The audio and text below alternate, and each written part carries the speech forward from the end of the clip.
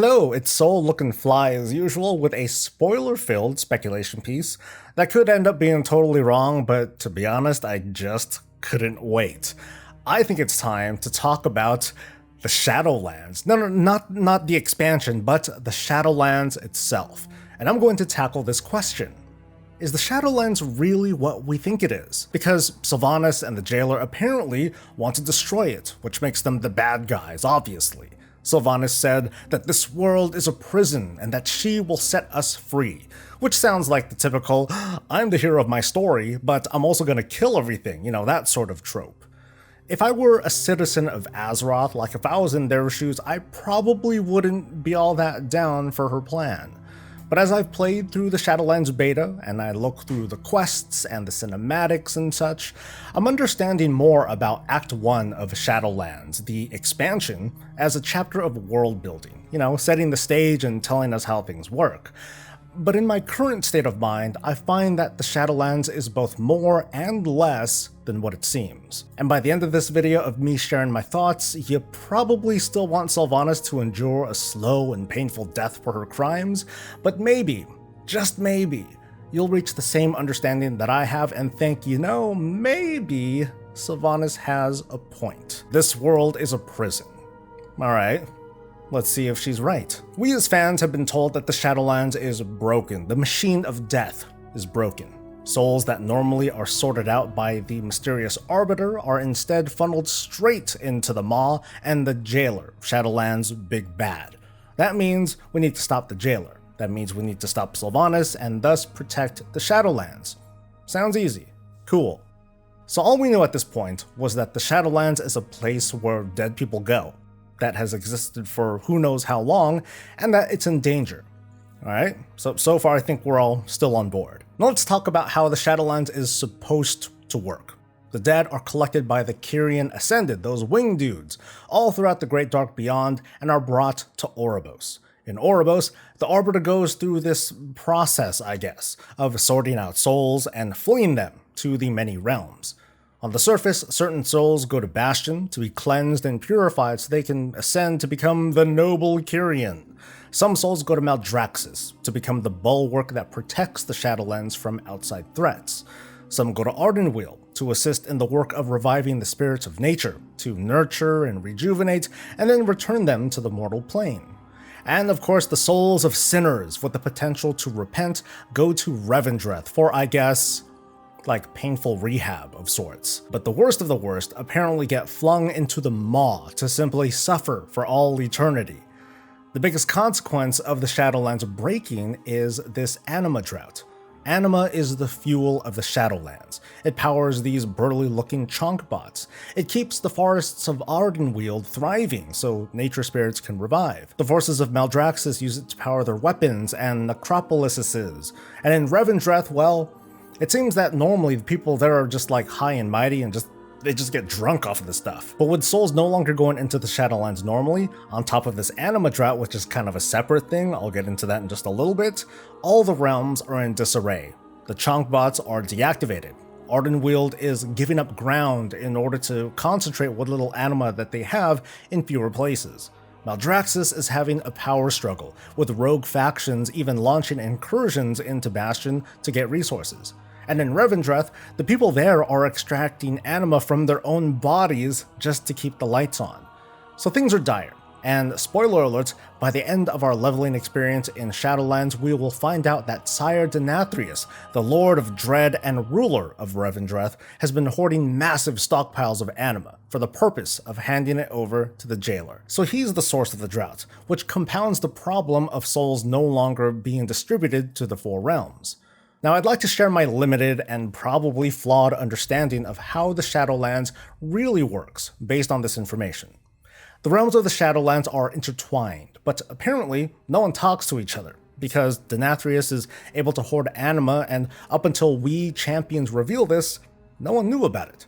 What we also don't know is just how did the Arbiter really sort out the souls and decide who goes where. It's been explained to us that in the blink of an eye, the Arbiter can look into you and understand all that you were, and then pass judgment. But I think that's a little bit misleading. We're gonna go for a ride with the speculation, alright? So, strap in. We start with a dead person's soul. Oh no, tragic, right? We know that souls don't just automatically go anywhere, because, who knows, it might get sucked into a phylactery. It might get harvested into some soul engine as fuel, or Odin's Valkyr might snatch it and turn it into a Valajar. Some evil spirit might devour it, who knows. But at the very least, when a person dies, it's expected that a Kyrian will come around and collect it. It might be right away. Devos and Uther, for example, were pretty much waiting for Arthas to die before collecting him. But what about Jimmy Nobody over there, who got struck by lightning in the middle of nowhere? What about little Pamela Redpath, who was wandering the Eastern Plaguelands for a while? The point is that maybe souls aren't picked up as quickly as we would like to think. After all, it's a big universe out there, and there's probably a lot of Kyrian to help out, but maybe not enough. The way that I look at the Kyrian, they're kind of like the peons of the Shadowlands. They're glorified winged peasants. They're busy little bees who just harvest souls for the Shadowlands. And they do it with such fervent dedication, don't they?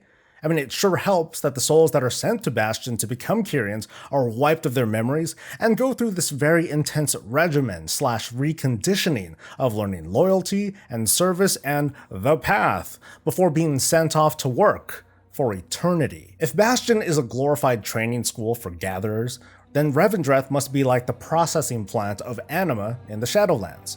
As we play through the Revendreth questline, we get a first-hand look at souls that arrive there, these dirty sinners with something to learn. And in their playful acts of torture, the workers of Revendreth, who happen to be called harvesters, harvest anima during these sort of therapy sessions. Now, that's a very important distinction I should point out. From my understanding, souls aren't just containers of anima, souls produce anima. It's like a plant that bears fruit. You don't just squeeze the plant and get fruit, you're just gonna get a squished plant. You've got to cultivate that plant until it bears fruit. Then you harvest it, and then you keep going until that plant's got nothing left to give. So let's speculate. If Denathrius is the source of the drought, that's gotta mean that his domain is where the flow of anima throughout the Shadowlands begins, and then is distributed throughout the rest of the Shadowlands, not unlike an irrigation system. It also clues us in on how the Arbiter really decides where souls go and the meaning behind anima itself. Bad guys apparently go to Revendreth. We know Kael'thas is there because, he did some bad stuff towards the end. Houndmaster Loxi, well, he's just a minor boss, but, he's a bad guy, I guess, so he's there as well. And good old Garrosh Hellscream is there too, who knows that he's done nothing wrong. However, why didn't Lady Vaj go to Revendreth? She was a baddie, right? We had to take her down, but she ended up in Maldraxxus. What's the difference between her and these guys? It's not gender. I mean, there are ladies in Revendreth too, but I speculate it has as much to do with their actions as their state of mind. For the sake of argument, let's just say that Vaj is mentally more stable. She knows what she did, and she accepted her sins. I suspect that the likes of Kael'thas and Loxi and Garrosh have not learned their lessons, and they need correction. The Harvesters of Revendreth all have unique titles that clue us in: pride, desire, avarice, dread, wrath, and envy. All nasty little things that can be harvested, I guess. Those sins are written onto sin stones, and apparently they're a source of power, energy, to be farmed. Vaj apparently, I guess she didn't have any of that to farm. Unlike those I've mentioned, she's not a fat pig full of sin to squeeze, and so I guess the Arbiter said off to Maldraxxus she went. But then we gotta wonder, what about Uther? Because he doesn't have any of those sins to harvest either, but he's in Bastion, fated to be turned into a lowly peon for all of eternity. I think that's because, unlike Vaj or Draka, Uther has burdens, regrets, negative feelings that weigh him down and keep him tied to his old life. Vaj and Draka, they have their memories intact. Kael'thas and Garrosh, they have their memories used, so anima can get milked out of them. It's awkward to say, but I suppose that Uther's soul doesn't make for good fuel, but it's ripe for some good old reconditioning and then to be used in service. So now we have this sort of flow. Souls are collected by the Kyrian from the Great Dark Beyond, and then they're sorted out in Oribos according to who can be peons, who can be soldiers, who can be gardeners, and who can be farmed. The secret to anima appears to be based on your deeds and your state of mind. Those who are sinful and don't feel regret for it, apparently the more anima that soul can produce. Seeing it like this, the Shadowlands really is a machine of harvesting souls for energy. But for what? More on that in just a little bit. I didn't mention Ardenweald yet, but Ardenweald is a part of the machine too, with its own function, which is to nurture and revive nature spirits, the wild gods, Loa, those sorts of folk. It does receive souls, and from what little we know, the Arbiter sends those who have always been in service to nature, which makes them a good fit here as what's basically a slave to the trees. Ardenweald is the only realm that seems to care about recycling, as in, it links back to the realm of the living by sending these spirits back. I'm certain that there's still more to learn about Ardenweald and its connection to the regular mortal realms and this plane of life, but for now, I don't really have much more to say on it. And we know little to nothing about the Maw, other than that it serves as a prison for the jailer and whatever souls happen to go there. A worthwhile question to ask, though, is why would souls ever be sent to the Maw in the first place? Because the Shadowlands seems to know what to do with souls based on if they're useful, so we can speculate that souls that go to the Maw are souls that are not useful at all. We know souls can also be destroyed, meaning that there is an eventual end, a final death, where the soul and its anima are consumed, or maybe they just dissipate into the air like a gas. So why not just destroy these souls instead? This is totally a guess, but I think it's got something to do with either the soul or its anima being tainted or corrupted to a point where the Arbiter doesn't want it circulating in the Shadowlands or floating around in normal space. But if it's corrupted, what's it corrupted by? Because Kael'thas embraced Fel magic to a pretty horrifying degree, but he's in Revendreth. Meanwhile, Garrosh consumed a big chunk of an old god, and he's in Revendreth too. Whatever it is, it's bad enough that the Arbiter decided that the only place for these kinds of souls is in the same company as the Jailer.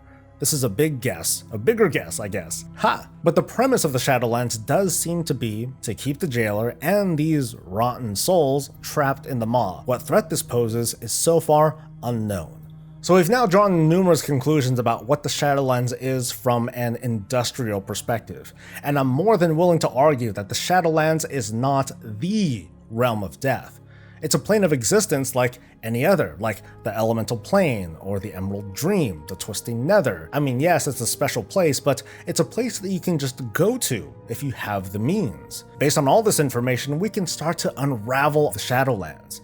The Shadowlands isn't the afterlife because it is, it's the afterlife because the Arbiter and her cronies set up this whole intergalactic system of harvesting to make it look that way. And this entire time, dying only meant the end of your physical body, and the beginning of being like this cog in the great machine that is the Shadowlands. Your memory might be wiped clean and brainwashed into this militaristic drone service. You might be recruited to permanent guard duty, or become an eternal groundskeeper and fooled into accepting this as the new status quo. Or you might be strapped down and be farmed like a battery, fuel until you're broken, and you might end up being a farmer or a harvester yourself. So maybe this world really is a prison, just like Sylvanas said. At the very least, dying does not take you to anything remotely close to heaven or the afterlife. Dying in WoW straight up sucks. There's been speculation that by the end of Shadowlands, maybe Sylvanas might end up taking over the Arbiter's or the Jailer's position. A Kerrigan redemption arc, if you will. Now, Sylvanas is obviously troubled. It mostly started by her first death, when she was turned into a Banshee and helped slaughter her own people. And I think that's her cornerstone, this horror of knowing that after death, it's not rest or oblivion, it's service to some different master. She might be helping the Jailer so she can be at the top of the power chain, but she also might have a plan to somehow destroy him, along with the Shadowlands, because there's no freedom in this current system. The crazy in her, and it's a lot of crazy, might have the idea of breaking the Shadowlands in an effort to make dying just dying. And that's insane. It's destructive. It could have far-reaching implications if there's no maw for these tainted souls or the jailer or some equivalent. But that could be her plan. And as much as I'm going to feel satisfied stopping those plans from coming to fruition, if nothing else, she might have a point. Do do do do do do do do do do do do do do do. I don't have rhythm. I keep snapping at the wrong time. Yeah, yeah. Do do